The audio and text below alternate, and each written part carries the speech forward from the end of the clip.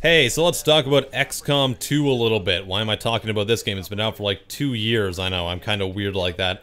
XCOM 2 is one of the only games that I've been playing consistently since it released in the past couple years. It's like that and Overwatch, basically. And I was thinking to myself, why am I still playing XCOM 2? Out of every game that's come out, what is it about XCOM 2 that keeps me coming back to it day after day? It's like the main game I play on my live stream channel too. It's kind of weird. Why is it this one out of everything, basically? And I kind of came to the conclusion, finally, after I've been playing BattleTech. So, let me explain the core differences between a game like BattleTech and a game like XCOM 2. And this might sound like I'm bashing BattleTech. I'm not. I'm seriously not. I think BattleTech is a very mechanically well-made game, and it's very reminiscent of the tabletop version of it. But with a lot of that comes a lot of downtime, a lot of micromanaging, and a lot of stuff that I would consider a little bit drab. And there's a lot of people who really like micromanaging and they want a very BattleTech-like experience, and that's totally cool. I'm just going to talk about why I personally enjoy how XCOM 2 handles a lot of its mechanics in comparison to another turn-based game, and for this I'm gonna mostly compare it to BattleTech because that's the most recent larger budget turn-based strategy game that's come out in the last little while, so it's probably the best comparison.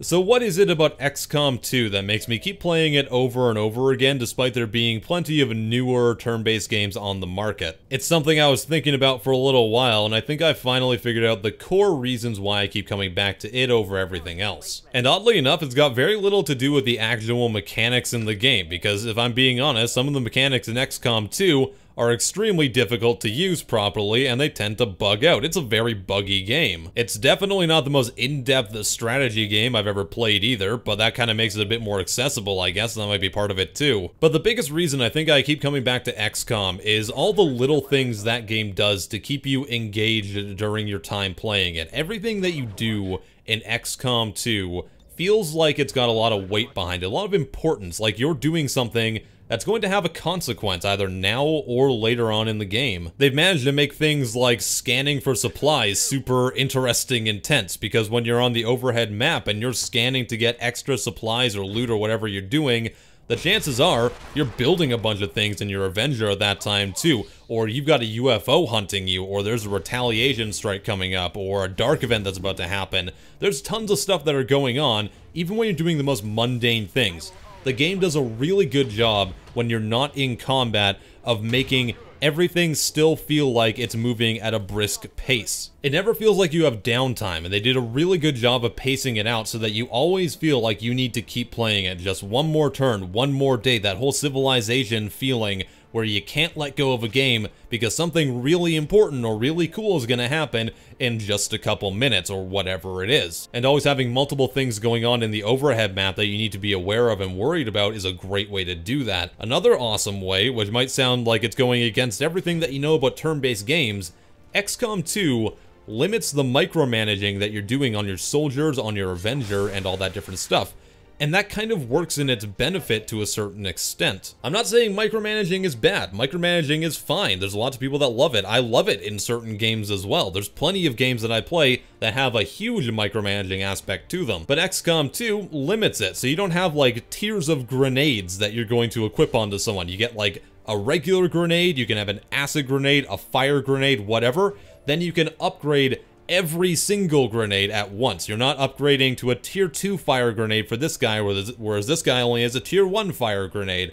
That type of thing isn't happening. It's a constant global update to all your equipment. So as you run into different enemies and different alien types and more powerful aliens, you get more powerful as well. You're never really in a situation where you don't have the proper equipment because you lost your tier 4 fire grenade and you've only got the tier 1s left. If you still have your fire grenade, it's going to be just as powerful as the one that you lost in the last mission. And that helps mitigate the feeling of being stuck in a scenario where you don't have the equipment and you feel like something is unwinnable. That can still happen in XCOM 2, especially on the higher difficulties, but it's much less common. There's other subtle things that the game doesn't even tell you about, like when you're scanning for different supplies and items on the map, the game will prioritize the ones that it thinks you need and make them appear. So if you don't have any supplies, the game will give you a supply drop to go and try to find. Instead of the turn-based game punishing the player at every aspect, it gives you chances to keep yourself going and keep being in the fight. And that makes everything way more compelling. There are other things they've added in to make everything feel important as well. Customization of soldiers. You get a crazy amount of cosmetic customization to make all your soldiers feel different and unique. The most successful stream series I have on my Twitch channel is me playing XCOM 2 and naming and creating all the soldiers after the viewers that are watching it. It makes a connection to those soldiers, and when they die horrible deaths, then they get blown up by a muton, you really feel like you lost someone. It adds in all these little cinematic emotions to the general turn-based gameplay that make every decision you make in that game and every character you get killed or hire on feel like they're making a difference. Then you get into the combat, for example, and everything you do in the combat is usually accompanied by a cinematic cutscene. They don't always work properly, they have a tendency of glitching out and that type of thing, but when you're running your ranger up to a sectoid that you can barely get to, then you got a 50-50 chance with your shotgun to hit them and maybe like kill them and unmind control the guy that they're currently mind controlling, and then the game goes into this cinematic cutscene and it becomes like, am I going to hit this and save the entire team, or am I going to miss it and is everything going to go to hell? It ups your adrenaline. It makes you feel like there's a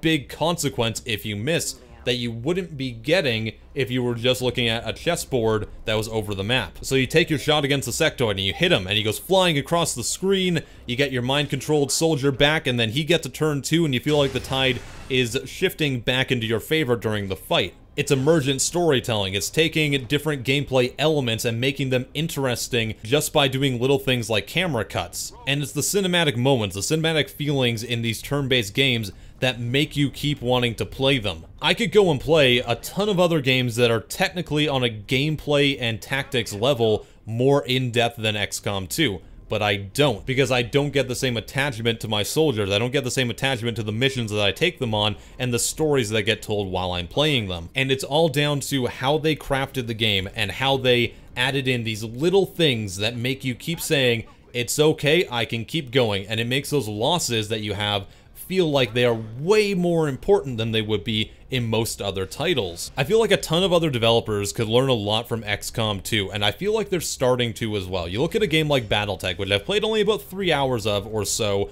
I'm not entirely in depth with all the mechanics and everything like that, but you get a little bit of that feeling too. You get cutscenes when they attack the different enemies or when you're attacked, that type of thing. That stuff is there. It's not implemented as well, but it is still there, and that does enhance the experience. And you can see that in other upcoming turn-based games as well. Look at a game like Phoenix Point, which is being made by the creator of the original XCOM. That game is clearly taking a lot of cues and inspiration from the cinematic appeal of games like XCOM 2. And that's really awesome to see. I really feel like XCOM is going to revitalize the turn-based genre, and I feel like we're getting into that now with games that are coming out like BattleTech or like that 40K game that's coming out that's similar to it as well. It's kind of putting the idea into developers' heads that turn-based games, they can still be weighty, they can still have gravitas to them, they can be cinematic as well. You can have solid gameplay mechanics and gameplay loops and tactics in them, but you can add in these little cinematic edges, these little bits to the pacing that make every decision you make in the game, every tactical choice you make, feel like it's got so much importance and it's such a big decision, whereas if you didn't have those little things there, it wouldn't. And for me, XCOM 2 is still my game of choice when it comes to turn-based tactic games because it gives me the most emotional feedback while I'm playing it, or when I'm streaming it and all my viewers are watching and their soldier dies, that type of thing. No other game on the market is really doing that to a big extent. BattleTech is starting to get there, but there's still a lot of downtime in that game. There's still a lot of micromanaging, and you feel like you're doing a lot of busy work. Again, that's okay. If you want something that's more akin to the tabletop version of it, this is probably exactly what you're looking for. Personally, though, I would really have loved if they put in more cinematic flair, made the game more colorful, made everything that you do really feel like it's got a lot of importance behind it. And I think we'll get there someday, but it's going to be another couple years before developers really get that formula down, and it's going to take a while for some of them to realize it too. And I feel like someone's going to be in the comments being like, yo, you can't make a game that's all cinematic and a tactics game. You got to focus on the tactics. And I totally agree, by the way. Tactics are #1 on the priority list when it comes to a turn-based strategy game, of course. But there are other things that you can put in there that make you engage in the game on an emotional aspect a lot more. Let me know what you think in the comments. I just rambled about this for a while. I felt like talking about it because I think it's a really interesting conversation to have. I know it's not my normal content, don't worry. I just like to branch out every now and then and try something new. I'm a big proponent of throwing everything at the wall and seeing what sticks, so who knows what this will do. Okay, I will see you later. Goodbye.